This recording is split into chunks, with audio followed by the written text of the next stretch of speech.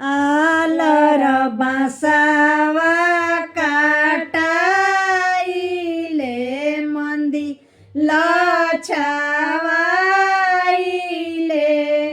ए ओरिए झालर मती लगाइले शिव निंदिया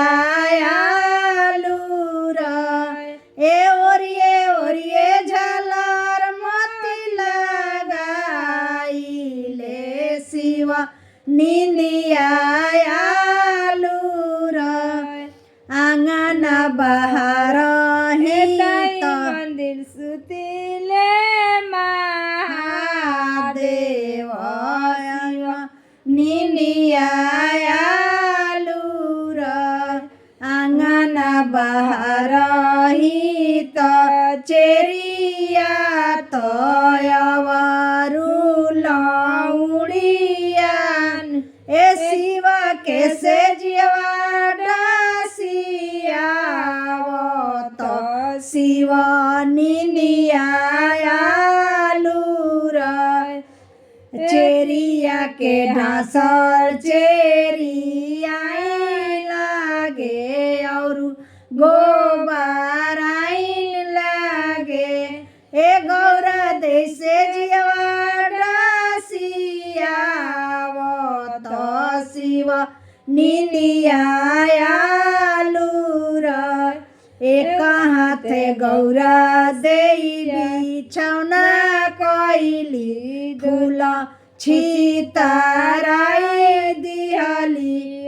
ए लपकी धरिले शिव गौराया चरया जुया बटन चाहिले ए लपकी धरिले शिव गौराया चरया जुआ बटन चाहिले पाँच ही भैया भाभी घरे बाड़े अठवे में मैया बाप ए गरुआ संकट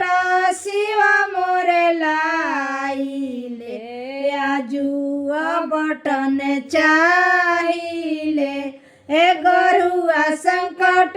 शिवा मोरे लाइले आजुआ बटन चाहिले मैया बाप अपने के बाढ़ो तो भैया भौजी